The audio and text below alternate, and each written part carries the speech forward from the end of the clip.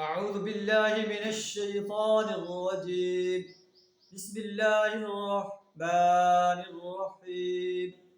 إنا لننصر رسلنا والذين آمنوا في الحياة الدنيا ويوم يقوم الأشهاد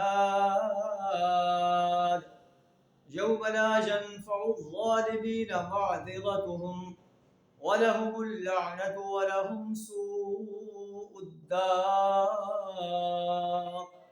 صدق اللہ العظیم.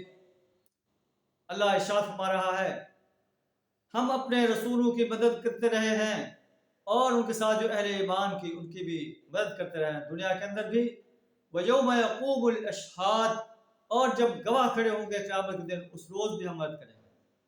یہ وہ دن ہوگا لا ينفع الظالمین معذرتهم، ظالموں کی معذرت ان کو کوئی نفع نہیں دے گی، ان کے لیے لعنت ہوگی.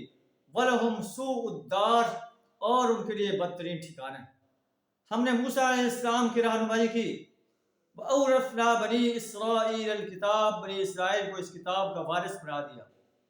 هُدًى وَذِكْرَىٰ لِأُولِي الْأَلْبَابِ، جو عقل و دانش رکھنے والوں کے لیے ہدایت اور نصیحت. اس میں اشارہ ہے کہ نبی صلی اللہ علیہ وسلم کو ہم جس طرح موسیٰ علیہ السلام کی پشت پر تھے اور فرعون موسیٰ کا کچھ نہ بگاڑ سکا، ہم قدم قدم پر موسیٰ علیہ السلام کی رہنمائی کرتے رہے. اسی طرح ہم آپ کی بھی پشت پر ہیں، آپ کی بھی رہنمائی کر رہے ہیں، اہل ایمان کی بھی رہنمائی کر رہے ہیں.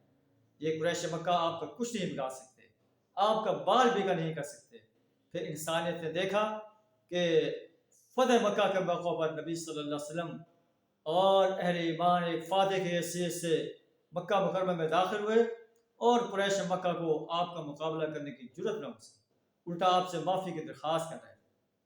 اللہ سبحانہ ہمیں بھی دین اسلام کو غالب کرنے کے لیے اور باطل نظاموں کو مٹانے کے لیے میدان عمل میں آنے کی جرت عطا فرمائے.